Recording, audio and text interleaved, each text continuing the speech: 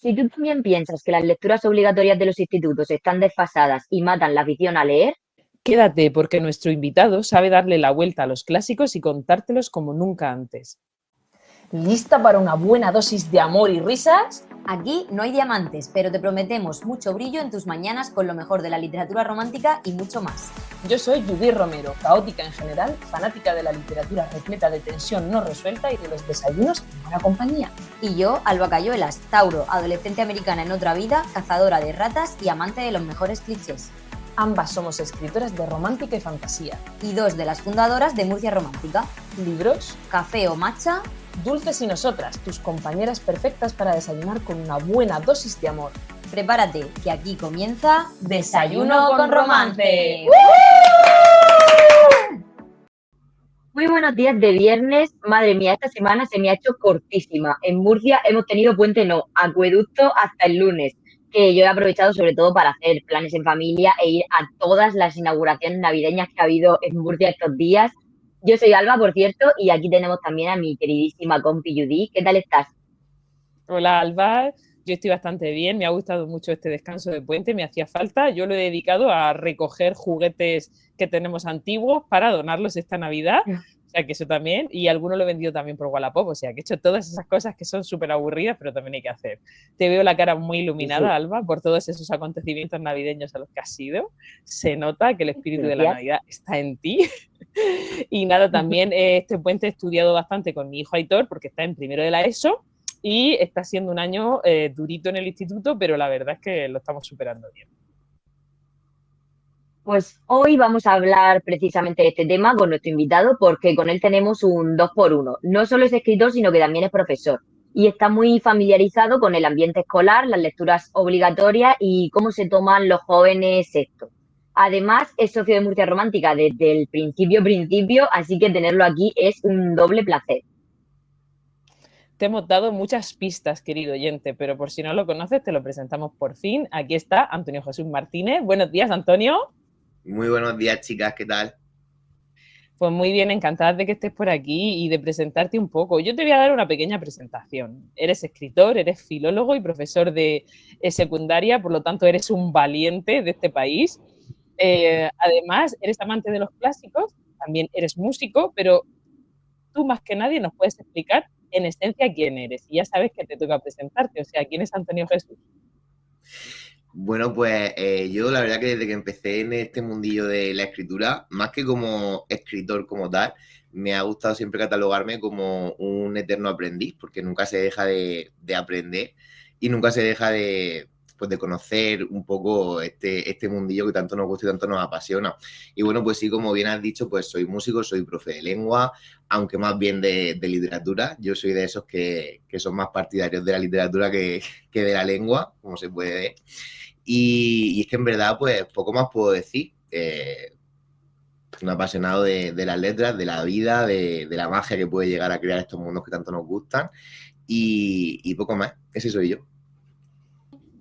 Tenemos que empezar hablando de Inés, tu última novela, nada más y nada menos que un retelling de la obra Don Juan Tenorio y que yo ya lo tengo por aquí, los que nos vean en YouTube ya lo pueden ver. Soy una privilegiada, está claro. Este libro es una apuesta fuerte porque tiene como protagonista a Inés y cuenta su historia. Antes de preguntarte nada, ¿qué te parece si nos lees la sinopsis para que nuestros oyentes sepan qué se van a encontrar? Por supuesto, encantado. Un grito de guerra, un canto a la libertad de ser, sentir y vivir. Inés de Ulloa ha vivido durante toda su vida tras los impenetrables muros de un convento, siguiendo los designios de su padre, el comendador de la Orden de Calatrava. Rodeada de religiosas y bajo una férrea educación, la joven novicia no conoce nada más que ese claustro solitario y anhela descubrir qué tiene para ofrecerle el mundo exterior. Cuando su padre le comunica su decisión de unirla en matrimonio con el aguerrido y enigmático don Juan Tenorio, el mundo de Inés se tambalea y comienza a cuestionar el sentido de su camino en el mundo. ¿Quién es y quién está llamada a ser? ¿Una simple novicia, la esposa de Tenorio o la mujer libre y decidida que siempre ha soñado ser? Siguiendo los impulsos de su corazón, Inés se lanzará de lleno a vivir una aventura inolvidable que la convertirá en aquello que siempre ha deseado, la dueña de su propio destino. Esta revisión del clásico de José Zorrilla da voz a uno de los personajes más denostados de nuestra literatura. Por fin, Inés de Ulloa toma la palabra para contar su verdadera historia. ¿Te atreves a conocerla? ¡Sí, nos atrevemos! La verdad es que es una aventura súper chula conocer la historia de Inés. No porque la haya escrito yo, sino porque en realidad lo es. Sabemos que eres un gran amante de los clásicos y además que con este libro se queda claro. En este caso, ¿qué te ha llevado a reimaginar Don Juan Tenorio desde la perspectiva de Inés? Pues a ver, la historia es larga y curiosa, pero al final muy importante porque fue algo trascendental para mí. Yo cuando estudié mi segundo máster me especialicé en teatro y el TFM lo enfoqué a Don Juan Tenorio. Yo era una obra que nunca había leído, no la conocía, pero sí que es verdad que como buenos murcianos que somos, pues en las fechas de Todos los Santos pues existe la tradición de ir al Romea a ver el Tenorio, por lo que sea, desde que el mundo es un mundo casi. Pues la orienté un poco a ese tema y tuve una experiencia que fue un poco traumática porque conforme yo la iba leyendo, yo me di cuenta de que desde que Tirso de Molina creó el primer Don Juan, el primer burlador, en el Burlador de Sevilla, todos los demás autores de la literatura que habían rehecho el mito a lo largo del tiempo, pues seguían el mismo canon.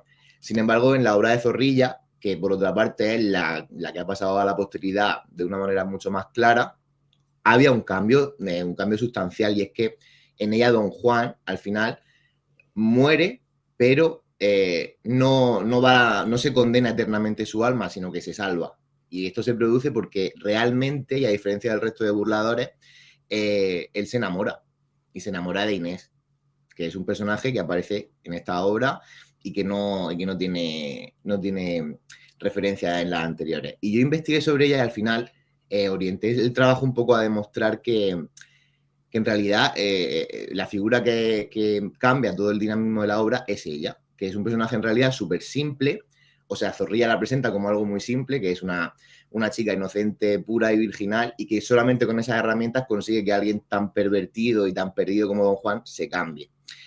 Y cuando yo fui a defender esto allí a Madrid, ante el tribunal de mi TFM, mi tutora me dijo, esto es un desastre, esto no lo puedes presentar así, porque es que Don Juan, ¿cómo vamos a decir eso a Don Juan? Y yo dije, yo lo voy a presentar así porque yo lo he pensado así, ya está, madre mía, la que vamos a gobernar, no sé qué. Y de hecho, cuando me presenté ante el tribunal, la tutora también formaba parte del tribunal y ella lo primero que hizo fue disculparse, pues yo siento mucho porque es que esta visión, yo no estoy de acuerdo, tal. Sin embargo, la presidenta del tribunal era una muchacha joven, una profesora joven, y cuando yo le dije que realmente la verdadera protagonista de Don Juan Tenorio era Inés, por esto, por esto y por esto, se quedó mirando y me dijo, nunca lo había visto así, pero tienes toda la razón. Y me puso un sobresaliente. Y yo dije, aquí hay algo. Y luego lo que me terminó de llevar a escribir esta historia fue precisamente en un encuentro Murcia Romántica, en el cual, en una ponencia maravillosa de una autora que no recuerdo el nombre, no lo recuerdo, y eso que lo he pensado mucho después, que escribía romántica histórica.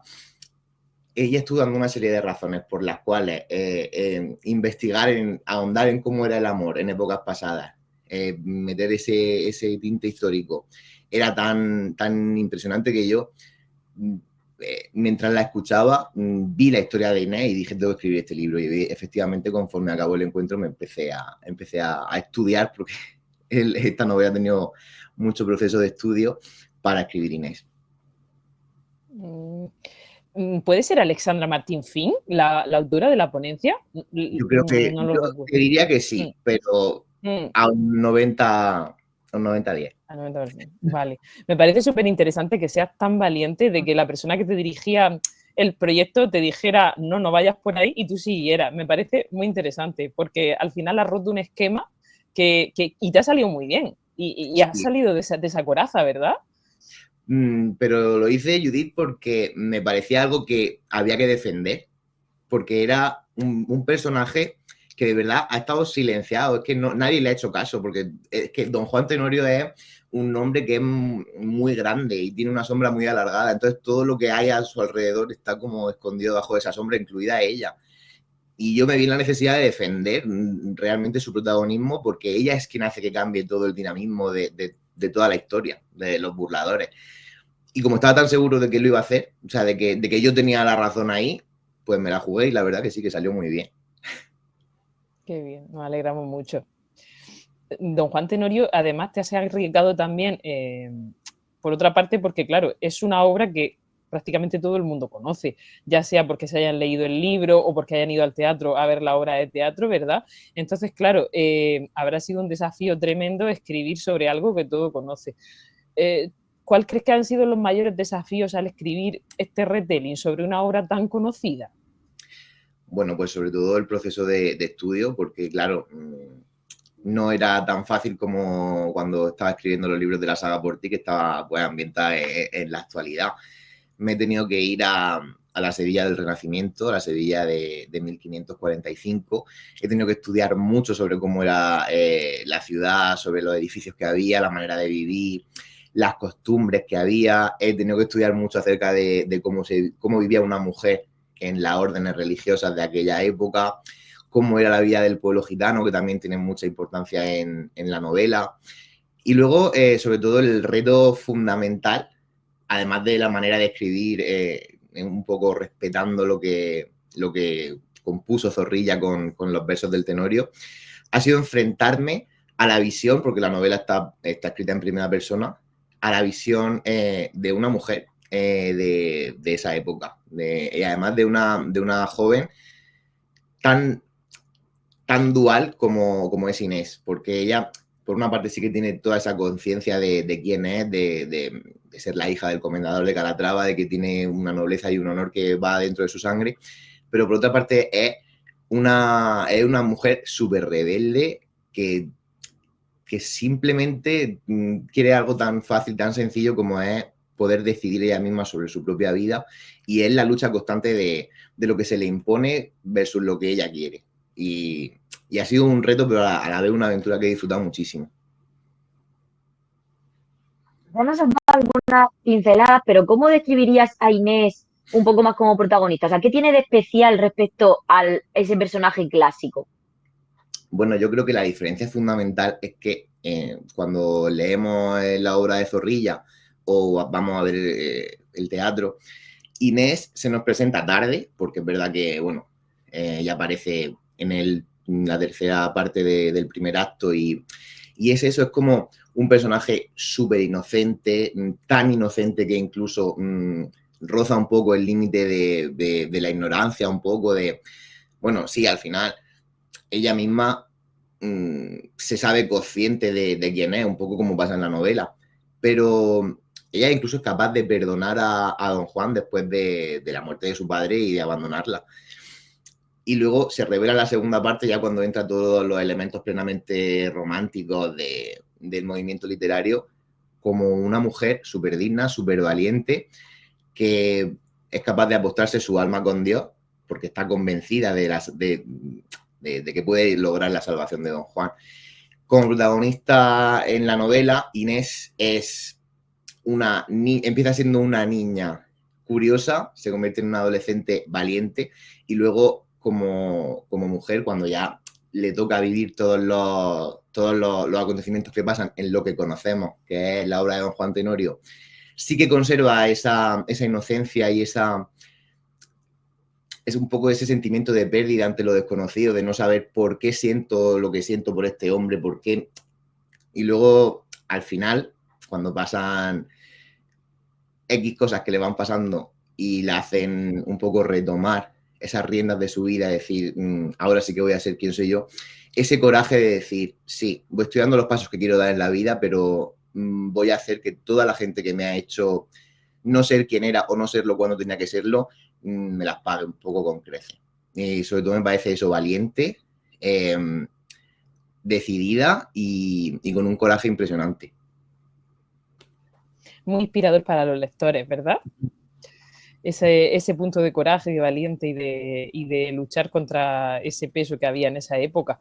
A mí me gustaría que nos comentara, Antonio, un reto que me imagino que también habrá sido importante. Has dado muchas pinceladas acerca de la ambientación de tu obra, pero un poco cómo has decidido qué mantener y qué cambiar respecto de la obra original para los lectores actuales.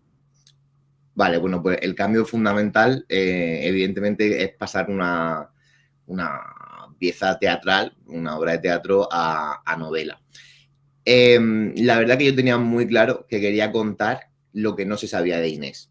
Entonces, quería un poco imaginar cómo había sido su vida desde niña dentro del convento, con las monjas, qué es lo que hace que sea rebelde, que al final pues se produce el encuentro entre ella y otro personaje que es Azucena, que es una gitana que se va a convertir en uno de los personajes más importantes de la novela. Y va a ser ese elemento introductor a toda la cultura, el folclore del pueblo gitano que tan importante es en la novela y que tanto la ayudan a ella a convertirse pues, precisamente en eso, en la mujer que quiere ser. Y que luego va a ser tan importante a la hora de cambiar lo que conocemos o lo que creemos conocer de la novela, porque evidentemente pues, hay un elemento fundamental que marca la diferencia entre lo que es la novela y la obra de teatro. Y es la manera en la que Inés desaparece de este mundo, ¿vale? No quiero tampoco hacer mucho spoiler, pero vamos a ver, la muerte de Inés de Ulloa es muy importante y muy decisiva en lo que es la obra de Don Juan Tenorio, y aquí en la novela pues se va a tratar de otra manera y yo creo que va a ser mucho más aceptada, por lo menos es la que más me habría gustado a mí ver en la obra original. Y respecto al tema del mensaje, sabes que todos los escritores siempre nos planteamos cuando escribimos un libro, ¿no? Pues ¿qué se llevará el lector, ¿no? Porque nosotros lo escribimos con una intención, pero tú sabes perfectamente que después a lo mejor el lector te sale por otra parte. Entonces, ¿qué mensaje te gustaría que se llevara el lector que lea Inés? Bueno, pues en este caso yo lo tenía clarísimo al principio de empezar a escribir la novela. Lo dejo también bastante claro en la sinopsis que he compartido antes con vosotras. Y es que Inés es un personaje, es una mujer a la que nunca le han permitido hacerse con las riendas de su vida. Es decir, cuando ella nació, su padre la metió a un convento porque quería desembarazarse un poco de ella, en el sentido de que no sabía si iba a saber cómo cuidarla. Vive toda su vida rodeada de monjas. Luego su padre entra en acción y le da a elegir entre o te casas o te conviertes en monja 100%. Y ella lo único que quiere es una ansia de libertad continua a lo largo de toda la historia. Y yo, el mensaje que yo quiero transmitir con la historia de Inés es que al final hay que luchar y merece siempre la pena esta lucha para convertirte en quien quieres ser, en la persona que estás destinada a ser y sobre todo en el dueño de tu propio destino, que es la máxima de Inés, lo que ella intenta hacer siempre y al final lo que no sabemos si conseguirá, si conseguirá a seca o no. Es un mensaje súper bueno y muy necesario, ¿no? Sobre todo para los adolescentes que están en esa época en la que tienen que decidir qué quieren hacer con su vida y quién quieren ser de mayores, ¿no? Además, esta historia va a formar parte de una serie llamada Heroínas Silenciadas, ¿verdad? Sí. ¿Qué otras figuras femeninas clásicas planeas recuperar en futuros libros, si es que nos puedes adelantar alguno? Pues sí, a ver, yo empecé con este sueño que era escribir Inés, y al principio iba a ser una única historia, pero al final, al darme cuenta de que hay tantos personajes, sobre todo tantas heroínas en la historia de la literatura, que viven como ocultos tras la sombra de un personaje principal que al final es el que se ha llevado todo el protagonismo, pues decidí que había algunas que también se merecían su historia. Entonces, en principio he proyectado una colección de 5 novelas autoconclusivas, empezando por Inés, ¿vale? Que para mí va a ser siempre pues, muy especial. Y bueno, ya os puedo adelantar que la próxima novela en la que estoy trabajando se llamará Mina y será un retelling de Drácula.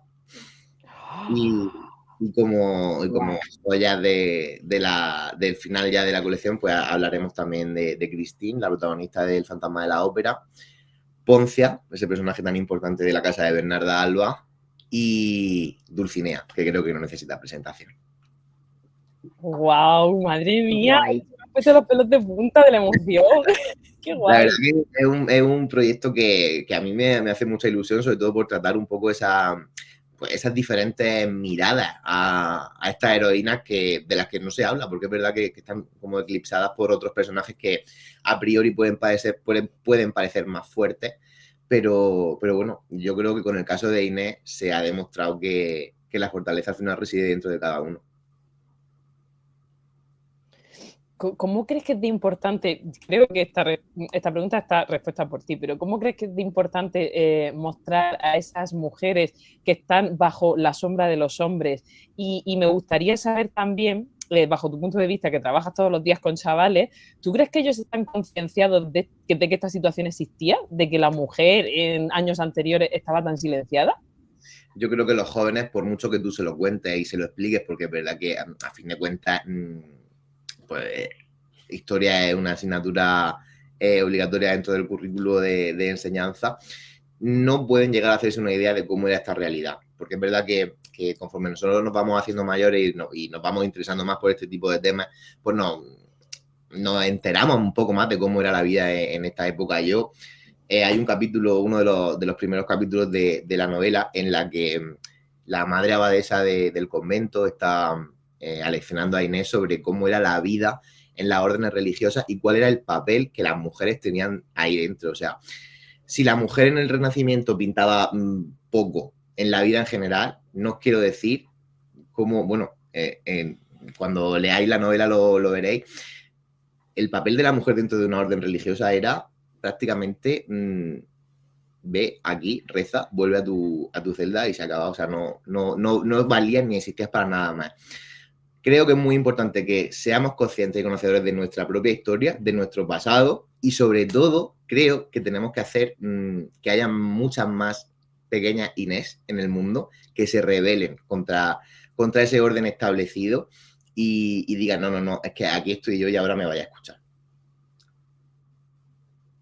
Al final eso es lo que quiere la literatura, el poder mostrar figuras, ¿no?, que sean fuente de inspiración. Sí, yo creo que sí. Y además una cosa que se dice mucho hoy en día es que los jóvenes no leen, ¿no? Cuando sabemos por la experiencia de los eventos y las ferias que eso no es cierto, que los jóvenes leen y mucho, pero leen al final lo que les interesa, ¿no? No lo que se les intenta imponer. Desde fuera, yo creo que siempre achacamos este rechazo en los adolescentes a los clásicos, ¿no? A esas lecturas obligatorias que se siguen imponiendo en los institutos que a mí siempre me lo ha parecido y a mucha otra gente, ¿no? Que a lo mejor para esas edades son poco apropiadas. ¿Qué opinas tú de este tema como profesor? O sea, ¿el problema está en los clásicos o en las nuevas generaciones de lectores? Yo creo que además, como bien dice Alba, nosotros en ferias, en eventos lo hemos visto mucho, que los jóvenes se acercan y los jóvenes vienen y los jóvenes quieren leer. El problema yo creo que viene cuando se te impone una determinada lectura que no tiene nada que ver con tus preferencias, con lo que tú quieres o lo que a ti te gusta.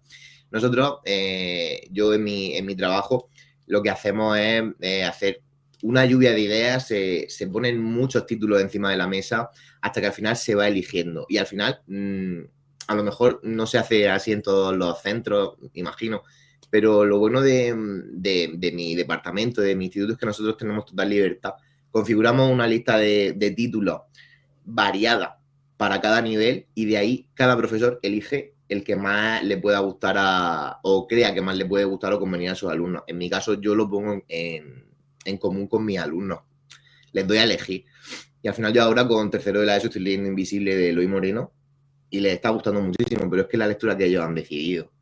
A ver, si me haces esta pregunta dentro de 3 meses, pues te diré otra cosa. Sobre todo porque dentro de 3 meses, Inés, que es lectura recomendada en cuarto de la ESO en mi instituto, empezarán a conocerla. Entonces ahí ya te puedo decir o te puedo dar otra impresión.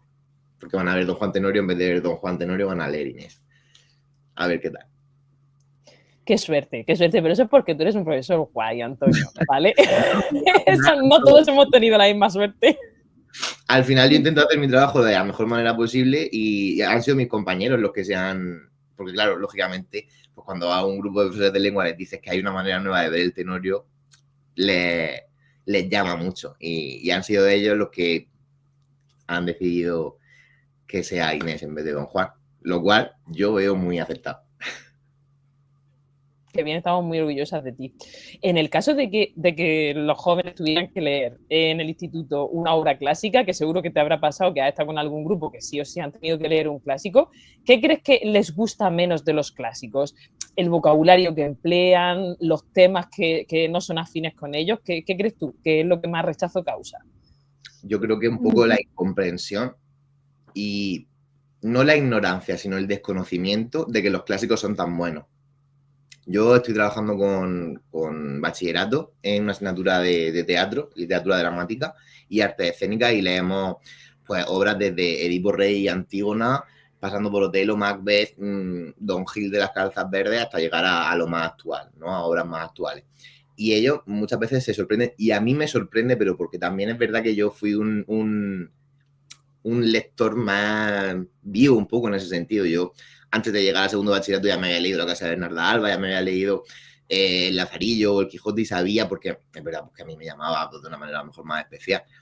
Pero yo sí que sabía un poco lo que era eso. A mí me sorprende mucho que mis alumnos no conozcan de determinado vocabulario, determinados pasajes y determinadas obras, que al final, pues bueno, cuando los veas así un poco en esa situación de vulnerabilidad, pues se lo quiere enseñar con un poco más de cariño y que les sirva de algo, les resulte atractivo, además de que, bueno, pues tienen que estudiárselo por ley, si quieren cumplir los objetivos. Pero bueno, al final, pues eso, no deja de ser una profesión muy bonita que se puede enfocar de muchas maneras diferentes y yo intento hacerlo de la mejor manera posible.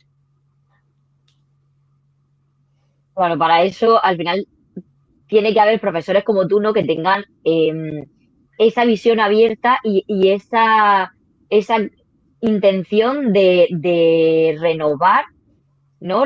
Todo lo que se da, o sea, esas lecturas obligatorias, porque, como tú has dicho, eso pasa en tu instituto, pero seguro que no pasa todavía a día de hoy en todos los institutos, ¿no? Y luego, sobre todo en bachiller, sí que hay X lecturas que tienen que leer para hacer la selectividad, que yo, pues ya lo he dicho, no me parecen las más apropiadas porque al final, aunque son los cursos de los grandes, ¿no? De los mayores, no son mayores. O sea, que al final, en segundo de bachiller siguen siendo críos. Sí, yo ahora los veo y pienso, madre mía, si es que mi primo pequeño tiene su edad y yo a mi primo lo veo como si fuese un bebé. Y esto, no sé qué está pasando, pero es verdad, o sea, hay clásicos que yo nunca movería del currículo, como puede ser La Casa de Bernarda Alba, o sea, es que leer eso, además de un placer, es que se presta tantísimas cosas.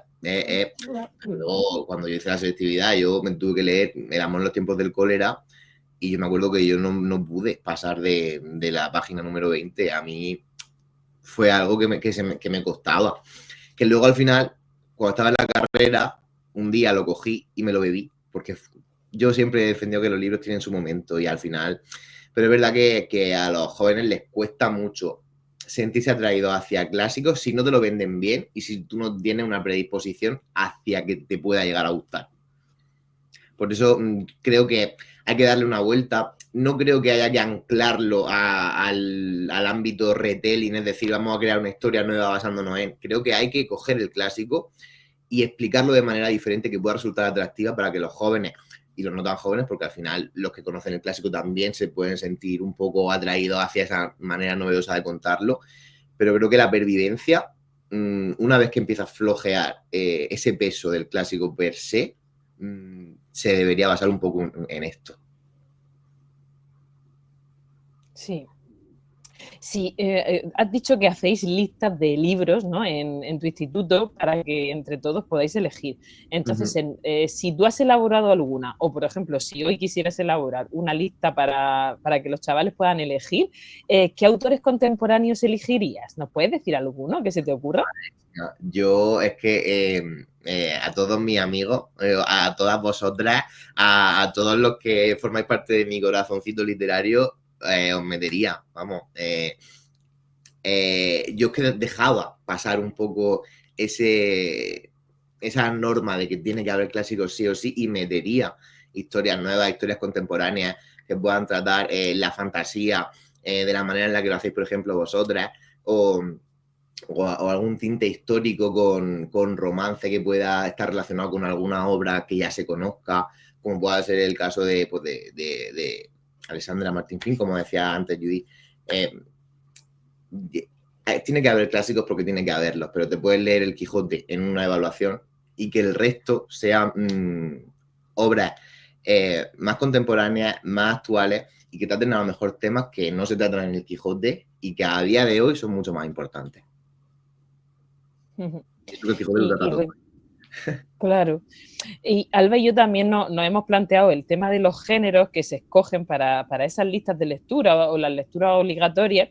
Yo, por ejemplo, tengo, como he dicho, a mi hijo en primero de la ESO y lo que ha hecho su profesora, que me ha encantado, es que les ha dado una lista de 20 libros y cada uno ha elegido el que ha querido. Y, por ejemplo, ha elegido el de Crónicas de la Torre de Laura Gallego.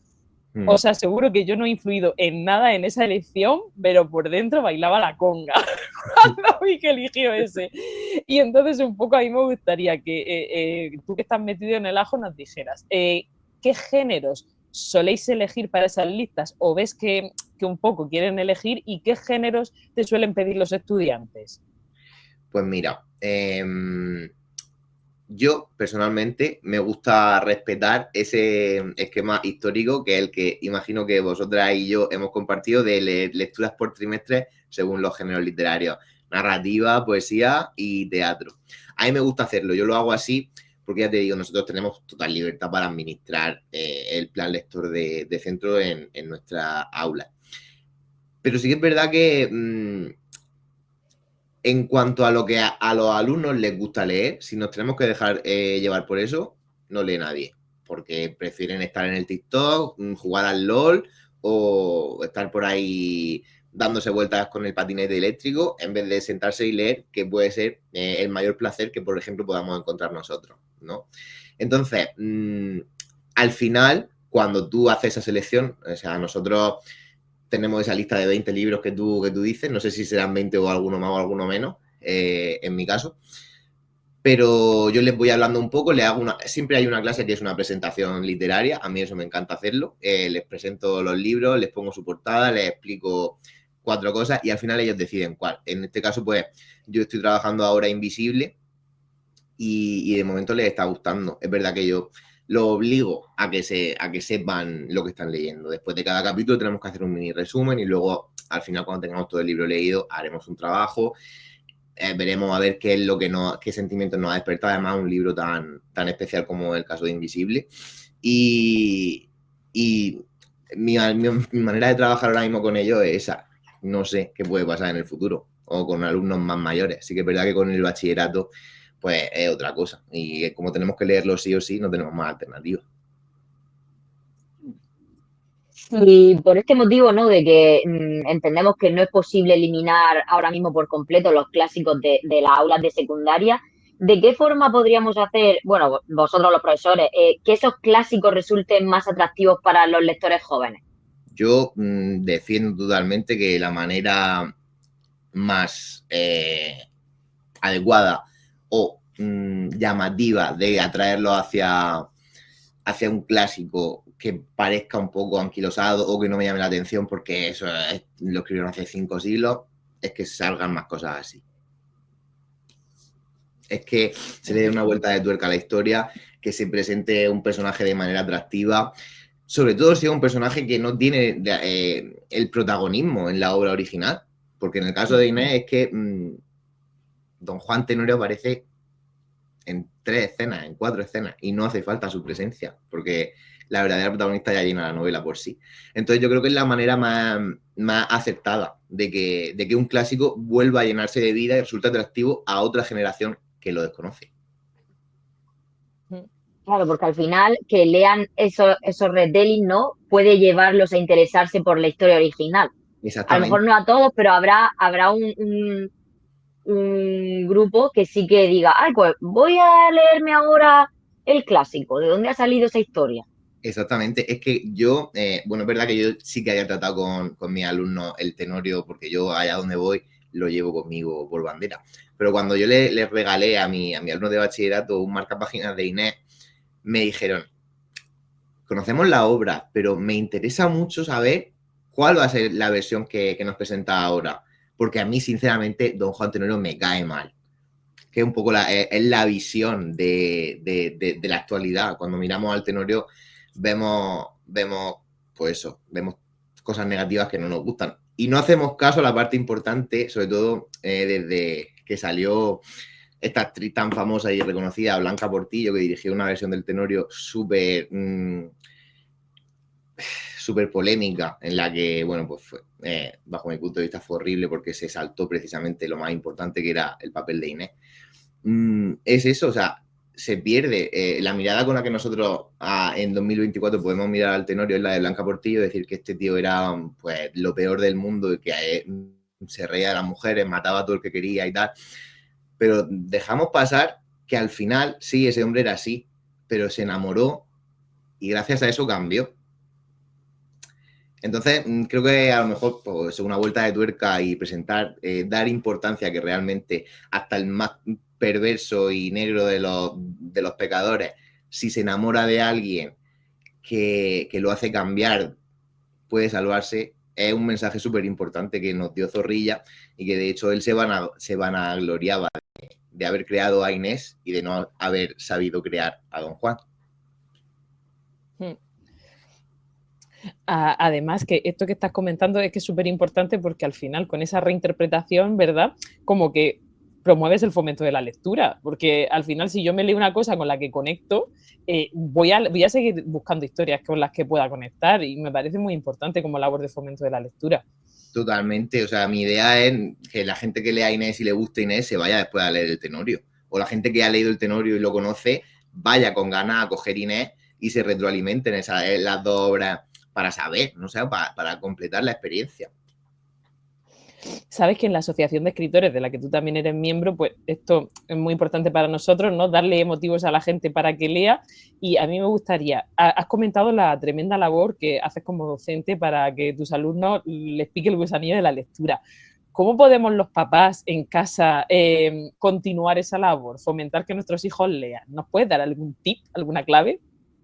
Pues a mí, mis padres me hicieron lector viendo cómo ellos leían. En mi casa siempre ha habido una biblioteca bastante grande y es verdad que a mí me picaba la curiosidad porque yo veía que mis padres, que a fin de cuentas pues son el espejo en el que siempre te miras, pues rara la vez que no estaban con un libro en la mano. Entonces, y luego cuando pues ya fuimos entrando en edad escolar, mi hermana y yo, ellos siempre nos leían, siempre había una hora al día que era de lectura conjunta en casa. Entonces, pues al final yo creo que eso se va haciendo, va calando, como la gota de agua que va cayendo y al final hace un agujero. Pues eso es así, compartir momentos de calidad y compartir historias de calidad entre padres e hijos. Yo creo que además de un recuerdo imborrable, es un regalo fundamental que los padres nos podéis hacer a los hijos. Qué bonito, qué bonito. Y lo de compartir el rato de lectura me ha encantado. Chulísimo. Vamos, 100% recomendable. Yo lo hago con Elsa, porque Alex no lee mucho, la verdad, él es más, bueno, él lee mucho, pero más artículos y cosas así, ¿no? Pero no novelas. Y como Mateo se va a dormir mucho antes, cuando ya lo acostamos, Elsa y yo sí que ella se viene a mi cama y tenemos ese rato de que es ella con su libro y yo con mi libro y para leer.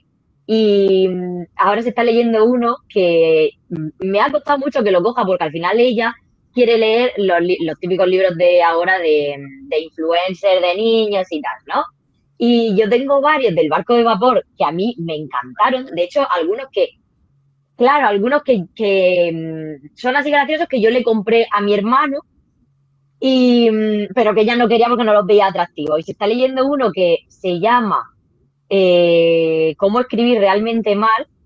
Tiene ese y hay otro que ahora mismo no me acuerdo del título. Pero bueno, y la tuve que obligar, ¿no? Tuve que decirle, no, es que ahora te toca leer este, fin. Y le ha encantado, o sea, es que se lo está pasando súper bien y ese me he puesto yo con ella y lo hemos leído las dos juntas porque a mí ese me gustó también muchísimo en su día ya de mayor. Es que ¿Sabes? O sea, que eso... No, hemos crecido con el Barco de Vapor, sí que vamos. Totalmente, totalmente. Yo tengo un montón del Barco de Vapor también. Sí. Una maravilla. Pues, ¿sabes que ahora tenemos el fenómeno de este BookTok, Bookstagrammer, Booktube, ¿no? En los que vemos cuentas de lectores muy jóvenes, ¿no? Porque muchos están en edad de instituto que comparten sus lecturas y que se le ocurran un montón. Aunque en muchos casos pues son lecturas que tampoco son muy apropiadas para ellos, pero bueno, ese es otro tema. Sí, Pero ese es otro tema. Entonces, ¿qué impacto crees que tienen estos influencers de libros en el fomento de la lectura entre los más jóvenes? Pues muchísimo, la verdad, 100%, porque hoy en día, cuando a principios de semana te sale el rendimiento, el tiempo en el que has invertido usando el móvil, yo creo que TikTok, Instagram, Twitter, todas las redes sociales marcan, si no el 50 más, 50-70% del día de una persona. Entonces, dentro de todo lo malo que te puedes encontrar ahí, el hecho de que te encuentres una parte buena, que sea fomentando la lectura, aunque sea el género más oscuro que podamos encontrar, es verdad que, a ver, hay que intentarlo. Yo lo intento y además creo que si sale bien, podemos crear una generación de booktokers impresionante. Yo a los críos les recomiendo y los recompenso con nota por ello, a que los animo a hacer sus videoreseñas cuando acaban de leerse un libro. Y al final he visto pocas y bueno, pero que al final a mí me llena mucho de ilusión ver a mis alumnos venir en los recreos a la biblioteca a pedirme libros, a llevarse libros y que luego me digan lo que les ha parecido. Al final, aunque haya poco, si hay poco, mientras que haya, hay esperanza. Y yo creo que vamos, que ese es el camino, que tiene que ser ese. Sí. Y hablando de lectura, ya sabes que es costumbre en este pequeño rincón compartir nuestras lecturas actuales, ¿no? Yo no puedo hablar mucho de mi lectura actual porque es una lectura cero que estoy haciendo de una compañera. Por si alguien de los que nos está escuchando no sabe exactamente qué es una lectura cero beta, es cuando otro escritor nos pide que leamos su manuscrito al terminarlo para que le demos una opinión pues más objetiva sobre cualquier cosa que creamos que no funciona, ¿no? Como cabos sueltos, si nos chirría algún personaje o la narración, incongruencia y cosas así, ¿no? Para que puedan solucionar esos fallos antes de mandarlo a corrección si es de autopublicación o a las editoriales. Entonces, pues solo puedo decir que es de una compañera de la Casa de las Escritoras y que es un thriller juvenil que me tiene muy intrigada, ¿vale? Y cuando se pueda desvelar algo, os hablaré de ella seguro. ¿Qué estás leyendo tú, Antonio? Pues a ver, yo es que me estoy leyendo Inés.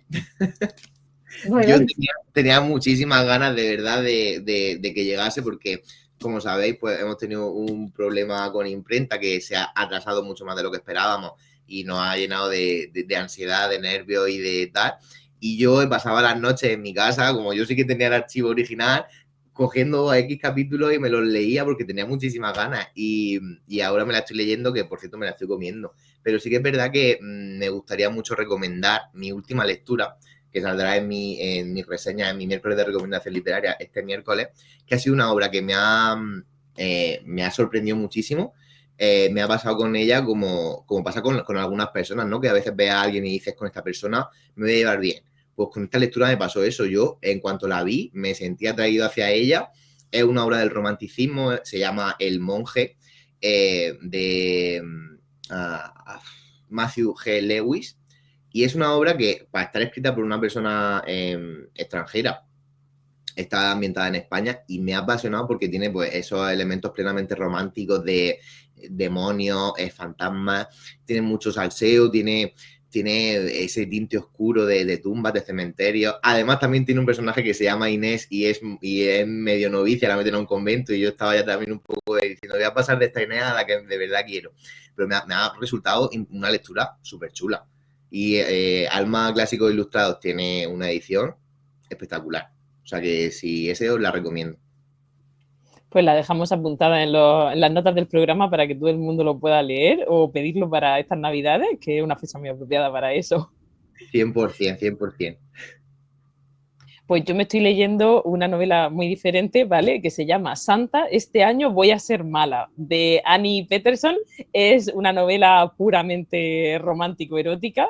La verdad es que me la he terminado de leer esta mañana. Hacía muchísimo tiempo que no leía tan rápido y me la he leído muy rápido porque son los típicos capítulos cortos que va cambiando la voz del personaje masculino al femenino. Y la verdad es que es muy entretenida porque tiene de todo. Tiene los clichés románticos que se espera de una novela navideña, unas situaciones familiares de estas, cosas que suelta el protagonista de la historia cuando llega a la comida familiar que tú piensas, eso no lo puede decir y lo dice. O sea, y claro, la reacción de todas las personas ante esos disparates que suelta por su boca. Entonces la verdad es que me divertí un montón. Es una novela muy, muy bestia. O sea, me ha encantado, me ha encantado. La autora, desde luego, lo ha hecho súper bien. Yo nunca podía escribir algo tan que te hiciera reír tanto y que fuera tan loco, porque es que no sé cómo lo hace la gente. Nunca digas nunca, Judith, que tú puedes hacer cosas impresionantes. Muchas gracias, Antonio, qué bonito eres. Eres súper bonito. Y ahora te vamos a hacer una pregunta difícil, ¿vale? Nos has recomendado este libro que te acabas de leer, ¿vale? Pero nos gustaría que nos hicieras otra recomendación de un libro que tú piensas que todo el mundo se debería de leer, si puede ser de temática romántica, porque consideres que haya dejado, pues eso, un impacto en ti que lo recuerdan muchas veces. Mira, yo he leído muchos libros de románticos porque ya sabéis que pues nuestro género, yo soy fiel defensor de que no hay género que no tenga ningún momento, por pequeño que sea, en el que la romántica no sea la protagonista. Pero a mí me impactó muchísimo El día que el cielo se caiga de Meghan Maxwell por ese fomento del amor de amigos, trascendiendo todo problema de la vida y ese final tan desgarrador que tiene. Y luego mi novela favorita a día de hoy es El viaje de Marco, que es de Óscar Hernández Campano, la primera novela LGTB que se escribió en castellano. Esa historia a mí me arrancó lágrimas como puños de decir, es impresionante. O sea, hay grandes historias de amor. De hecho, creo que Espido Freire ha sacado ahora con El Vive como un compendio donde se recogen 20 historias de amor de clásicos de la literatura. Pero yo creo que el amor más real es el que no te esperas. El que aparece de la nada y al final se convierte en todo, que es un poco pues lo que pasa en esas grandes historias que tanto nos conmueven y nos llevan el corazón. Entonces yo ahora mismo te diría que libros que me han marcado, El día que el cielo se caiga y El viaje de Marco, van para adelante y creo que todo el mundo debería leérselo. De hecho, El día que el cielo se caiga hace tanto tiempo que lo leí que me apetece volver a retomarlo por volver a sentir lo que sentí en su momento.